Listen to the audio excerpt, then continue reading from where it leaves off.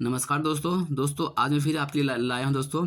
ये जो SPD book है सामान्य अध्ययन, उसका ये दूसरा पेज है। तो इसमें ये जो पॉइंट है ये भारत, ठीक है। भारत एक परिचय, इसके बारे में आज हम इस वीडियो में डिस्कशन करने वाले हैं। तो चलिए वीडियो को शुरू करते हैं दोस्तों। ये देखिए, भारत स्थित है तो ये उत्तरी गोलार्ध एवं पूर्वी देशांतर में, ठीक है। भारत कहाँ स्थित है? ये उत्तरी गोलार्ध और पूर्वी देशांतर में स्थित है, ठीक है। अगला है भारत की आकृति, तो ये चतुष्कोणीय है। भारत की आकृति कैसी है? तो ये चतुष्कोणीय है। अगला है भारत का कुल क्षेत्रफल, तो ये 32,87,263 वर्ग किलोमीटर है, ठीक है। तो भारत का कुल क्षेत्रफल कितना है? तो ये 32,87,263 वर्ग किलोमीटर है। अगला है भारत का क्षेत्रफल संपूर्ण विश्व का कितना है? तो 2.42% है, ठीक है। अगला है भारत की राजधानी कहाँ है? तो ये नई दिल्ली में है, ठीक है। जो नई दिल्ली में है इसको कब बनाया गया? तो 1912 ईस्वी में बनाया गया है। ये लॉर्ड हार्डिंग के समय में ये बना है, ठीक है। जो भारत की राजधानी नई दिल्ली है 1912 में बना है, लॉर्ड हार्डिंग के समय में। अगला है सर्वाधिक बोली जाने वाली भाषा, तो ये हिंदी हो गया। अगला है भारत में सबसे बड़ी जनजाति कौन सी है? तो ये गोंड जनजाति है, जो मध्य प्रदेश में ये जनजाति पाया जाता है। अगला है क्षेत्रफल की दृष्टि से भारत विश्व में कितना स्थान है? तो ये 7वां स्थान है, ठीक है। चलिए आ जाते हैं फिर अगला पॉइंट है जनसंख्या की दृष्टि से, ठीक है। भारत विश्व में कितना स्थान है? तो ये दूसरा स्थान है, ठीक है। विश्व में भारत का स्थान कितना है? तो ये दूसरा स्थान है जनसंख्या की दृष्टि से। अगला है विश्व जनसंख्या का भारत में कितना प्रतिशत निवास करती है? तो ये 17.5% निवास करती है। अक्षांशीय विस्तार है, देशांतीय विस्तार है। अगला है उत्तर से दक्षिण का विस्तार, ठीक है। तो कितना है? तो ये 3,214 किलोमीटर है, ठीक है। उत्तर से दक्षिण में विस्तार कितना है? ये 3,214 किलोमीटर है। अगला है पूरब से पश्चिमी में विस्तार, तो ये 2,933 किलोमीटर है, ठीक है। कितना है? 2,933 किलोमीटर। अगला है सबसे पूर्वी बिंदु क्या कहता है? ये बलांगू कहा जाता है, ठीक है, जो अरुणाचल प्रदेश में है। अगला है सबसे पश्चिमी बिंदु, तो ये सरक्रिक है, ठीक है, जो गुजरात राज्य में स्थित है। कहाँ है? गुजरात राज्य में स्थित है। चलिए अगला है सबसे उत्तरी बिंदु है इंदिरा कौल, जो जम्मू कश्मीर में स्थित है, ठीक है। अगला आ जाता है, चलिए आते हैं फिर अगला पॉइंट है सबसे दक्षिण बिंदु, ठीक है। सबसे दक्षिण बिंदु इंदिरा पॉइंट है। इंदिरा पॉइंट या पिगमेलियन पॉइंट भी कहा जाता है इसको, ठीक है, जो निकोबार द्वीप समूह में है। कहाँ है? निकोबार द्वीप समूह में है। अगला है दक्षिणी बिंदु, ठीक है, भूमध्य रेखा से कितनी दूरी है? तो ये 876 किलोमीटर की दूरी पर है।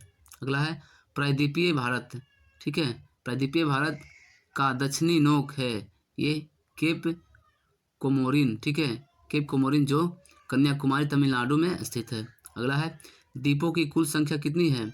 भारत में द्वीपों की कुल संख्या ये 247 है, ठीक है, जिसमें से 204 बंगाल की खाड़ी में है, ठीक है, और 43 है जो अरब सागर में है, ठीक है। भारत में द्वीपों की कुल संख्या कितना है? तो ये 247 है। इसमें 204 है जो बंगाल की खाड़ी में है और 43 है जो अरब सागर में है। अगला है लक्षद्वीप में द्वीपों की कुल संख्या कितनी है? तो ये 36 है, ठीक है। लक्षद्वीप में द्वीपों की संख्या 36 हो गया। अगला है स्थल सीमा की कुल लंबाई कितनी है? तो भारत में स्थल सीमा की कुल लंबाई है 15,200 किलोमीटर, ठीक है। कितना है? 15,200 किलोमीटर, ठीक है। अगला है तटीय भाग की कुल लंबाई है 7,516 किलोमीटर, ठीक है, 7,516 किलोमीटर। चलिए अगला है मुख्य भूमि के तटीय भाग की लंबाई, तो ये 6,100 किलोमीटर, ठीक है। चलिए आते हैं फिर अगला पॉइंट पे। अगला जो पॉइंट है भारतीय मानक समय 82 डिग्री पूर्वी देशांतर रेखा, ठीक है। भारतीय मानक समय है 82 डिग्री पूर्वी देशांतर, जो इलाहाबाद के मिर्ज़ापुर से गुजरती है। चलिए अगला है 82 डिग्री पूर्वी देशांतर रेखा गुजरती है, ये 5 राज्यों से गुजरती है, ठीक है। 82 डिग्री पूर्वी देशांतर है जो कितने राज्यों से गुजरती है? तो ये 5 राज्यों से गुजरती है। अगला है भारतीय मानक समय तथा ग्रीनविच समय के बीच का अंतर कितना है? तो ये 5 घंटा 30 मिनट आगे है।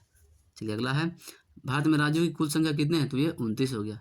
भारत में केंद्र शासित राज्यों की कुल संख्या ये 7 है। अगला है सर्वाधिक राज्यों की सीमा को छूने वाला राज्य, तो ये उत्तर प्रदेश हो गया, जो 8 राज्यों के साथ अपना सीमा को साझा करता है। अगला है समुद्री तट से लगे राज्यों की संख्या, तो ये हो गया 9। चलिए आते हैं फिर अगला क्वेश्चन में। अगला ये जो क्वेश्चन है, ठीक है, हिमालय को छूने वाला राज्यों की संख्या, तो ये 10 हो गया। अगला है भारत में प्रादेशिक जल सीमा, तो ये 12 समुद्री मील, ठीक है। अगला है 1 समुद्री मील बराबर होता है 1.852 किलोमीटर। अगला है भारत में मध्य से गुजरने वाली रेखा, तो ये कर्क रेखा है, ठीक है। भारत के मध्य से कौन रेखा गुजरता है? तो ये कर्क रेखा गुजरता है। अगला है कर्क रेखा गुजरती है ये 8 राज्यों के साथ। ये राज्य है गुजरात, राजस्थान, मध्य प्रदेश, छत्तीसगढ़, झारखंड, पश्चिम बंगाल, त्रिपुरा एवं मिजोरम, ठीक है। तो ये 8 राज्य से कर्क रेखा गुजरती है। चलिए अगला है सर्वाधिक नगरीकृत राज्य, तो ये गोवा हो गया, ठीक है। सर्वाधिक नगरीकृत राज्य कौन सा है? तो ये गोवा हो गया। न्यूनतम नगरीकृत राज्य, तो ये हिमाचल प्रदेश, ठीक है। न्यूनतम नगरीकृत राज्य कौन सा है? तो ये हिमाचल प्रदेश है। अगला है सर्वाधिक वनाच्छादित राज्य, तो ये मध्य प्रदेश, ठीक है। अगला है ये सबसे न्यूनतम वनाच्छित राज्य, ये हरियाणा हो गया। चलिए आते हैं फिर अगला में। अगला है सर्वाधिक वर्षा होती है, तो ये मासिन राम मेघालय में, ठीक है। अगला है न्यूनतम वर्षा होती है, तो ये लेह कश्मीर में। सबसे प्राचीन पर्वत है, तो ये अरावली का पर्वत है, जो राजस्थान में स्थित है। अगला है सबसे नवीन पर्वत है, तो ये हिमालय है, जो बलित पर्वत का उदाहरण है। अगला है अगला जो पॉइंट है, भारत का सर्वाधिक पूर्वी भाग है, जो अरुणाचल प्रदेश, ठीक है। सबसे पूर्वी भाग कौन सा है? तो ये अरुणाचल प्रदेश है। अरुणाचल प्रदेश का पूरा नाम क्या है? तो इसको नेफा कहते हैं। सॉरी, अरुणाचल प्रदेश के पुराना नाम, तो ये हो गया नेफा। दोस्तों ये था भारत का एक परिचय, ठीक है। चलिए आ जाते हैं फिर अगला है जनगणना 2011, ठीक है। जनगणना 2011। चलिए पहला क्वेश्चन है भारत में पहली जनगणना की शुरुआत हुई थी 1872 ईस्वी में लॉर्ड मेयो के कार्यकाल में, ठीक है। लॉर्ड मेयो के कार्यकाल में हुई थी। अगला है देश में नियमित जनगणना की शुरुआत हुई थी 1881 ईस्वी में, तो उस समय लॉर्ड रिपन का कार्यकाल था, ठीक है। अगला है स्वतंत्र भारत की पहली जनगणना हुई थी 1951 ईस्वी में, ठीक है। अगला है जनगणना का महाविभाजन वर्ष है ये 1921 है, ठीक है। अगला है जनगणना का लघु विभाजन वर्ष है 1951 है। चलिए अगला है जनगणना की अवधि है प्रत्येक 10 वर्ष पर होता है, ठीक है। चलिए अगला है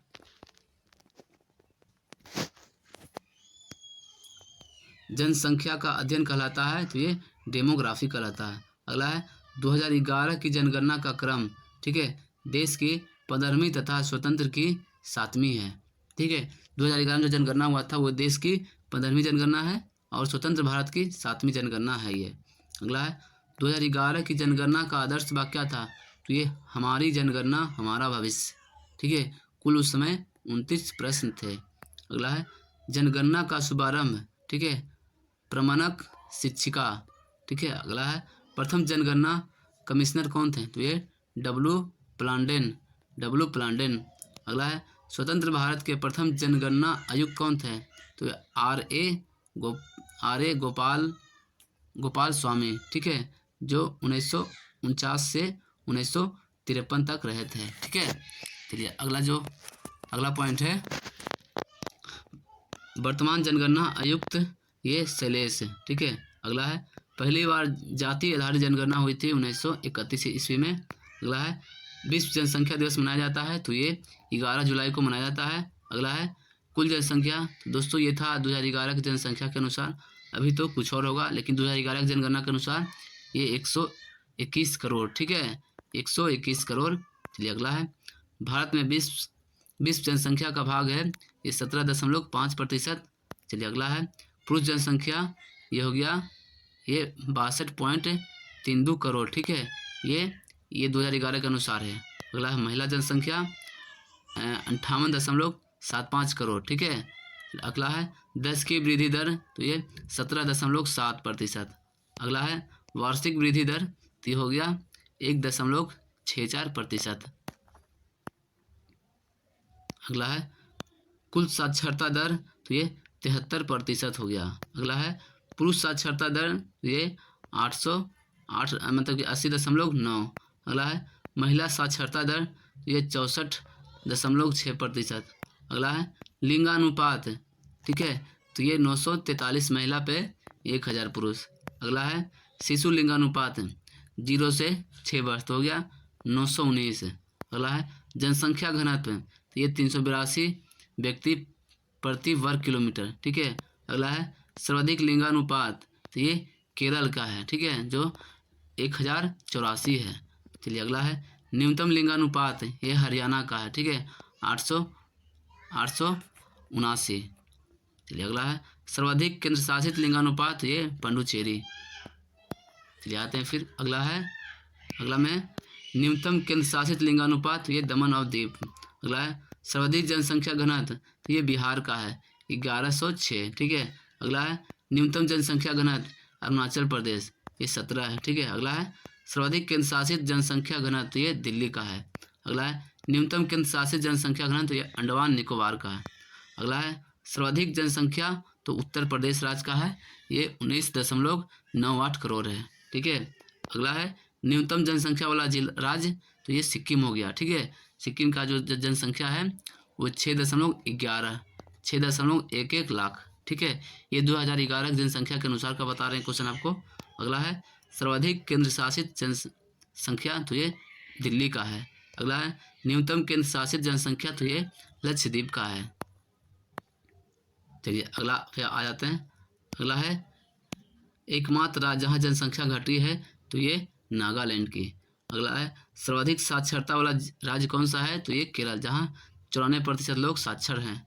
अगला है न्यूनतम साक्षरता वाला राज्य, तो ये बिहार हो गया, जहाँ 61% लोग यहाँ साक्षर है। अगला है न्यूनतम महिला साक्षरता, तो ये बिहार का है, ठीक है। यहाँ पे 51.5% साक्षर हैं। अगला है सर्वाधिक केंद्र शासित साक्षरता, तो ये लक्षद्वीप हो गया। अगला है न्यूनतम केंद्र शासित साक्षरता, तो ये दादर व नगर हवेली है। अगला है सर्वाधिक जनसंख्या वाला जिला, तो ये थाने हो गया, जो महाराष्ट्र में है। अगला है कम जनसंख्या वाला जिला, तो ये दिबांग घाटी हो गया, जो अरुणाचल प्रदेश में है। अगला है अधिक जिले वाला राज्य कौन सा है, तो ये उत्तर प्रदेश है, ठीक है। इसमें 75 गो जिला है। ठीक दोस्तों, ये था आपको ये जो बताएं आपको अभी हम इसमें आपको भारत की जो जनसंख्या थी 2011 के, इसके बारे में आज हम आपको अभी बताए थे ये पॉइंट, ठीक है। जाते हैं अगला ये जो पॉइंट है ये सौरमंडल का है, ठीक है। ये आज अब फिर बताने वाले सौरमंडल का, ये एसपीडी बुक का ये 200 नंबर पेज में, ठीक है, सौरमंडल पॉइंट है। चला जाते हैं अगला पॉइंट में। सौर प्रणाली की खोजकर्ता कौन है, तो ये कोपरनिकस है, ठीक है। अगला है सौरमंडल में ग्रहों की कुल संख्या, तो ये 8 हो गए। अगला है ग्रहों के गति के नियम के प्रतिपादक कौन है, तो ये केपलर हो गया। अगला है सबसे बड़ा एवं भारी ग्रह कौन सा है, तो ये बृहस्पति है, ठीक है। अगला है सौरमंडल का सबसे छोटा ग्रह, तो ये बुध हो गया, जिसको मरकरी भी कहते हैं। अगला है सूर्य से सबसे निकट स्थित ग्रह, तो ये बुध हो गया, ठीक है। कौन सा हो गया, ये बुध हो गया। अगला है सूर्य और पृथ्वी से सबसे दूर स्थित ग्रह, तो ये वरुण हो गया, ठीक है। चलिए आ जाते हैं फिर अगला क्वेश्चन में। अगला ये जो पॉइंट है आपको, अगला पॉइंट है, ठीक है, पृथ्वी के सबसे निकट स्थित ग्रह, तो ये शुक्र हो गया। अगला है पृथ्वी की त्रिज्या मापने वाला ये इरेटोस्थनीज है। अगला है पृथ्वी के पड़ोसी ग्रह शुक्र और मंगल है। अगला है पृथ्वी का उपग्रह, तो ये चंद्रमा हो, जिसको जीवाश्म ग्रह कहते हैं।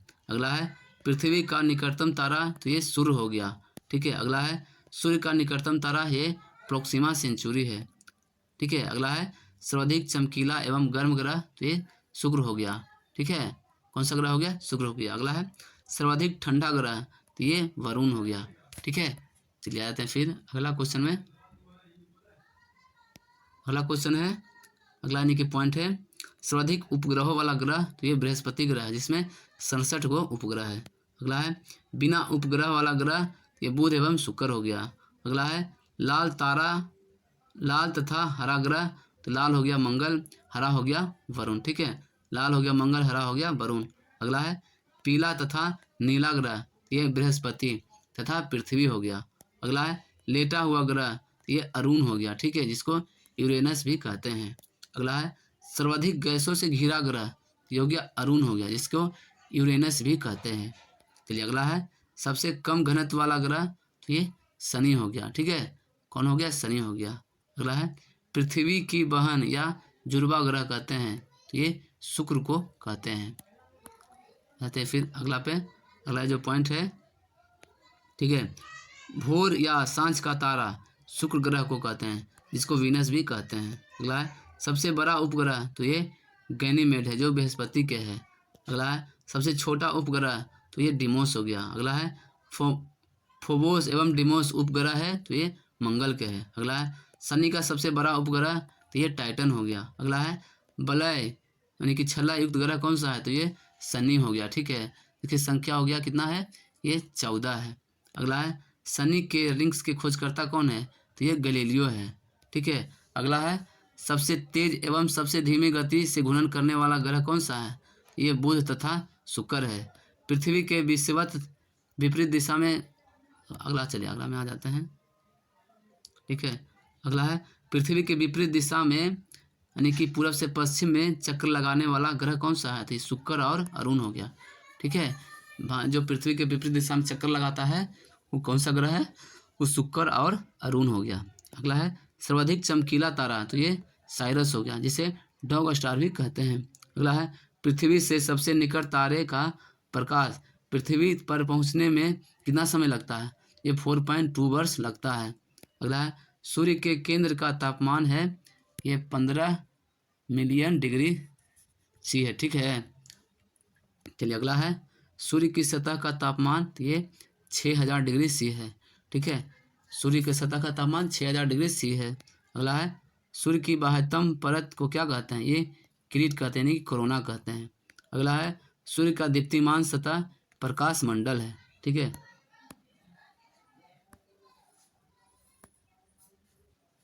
चलिए अगला है सूर्य का संगठन, ये हाइड्रोजन और हीलियम का है। अगला है सूर्य की ऊर्जा का स्रोत, ये नाभिकीय संलयन है।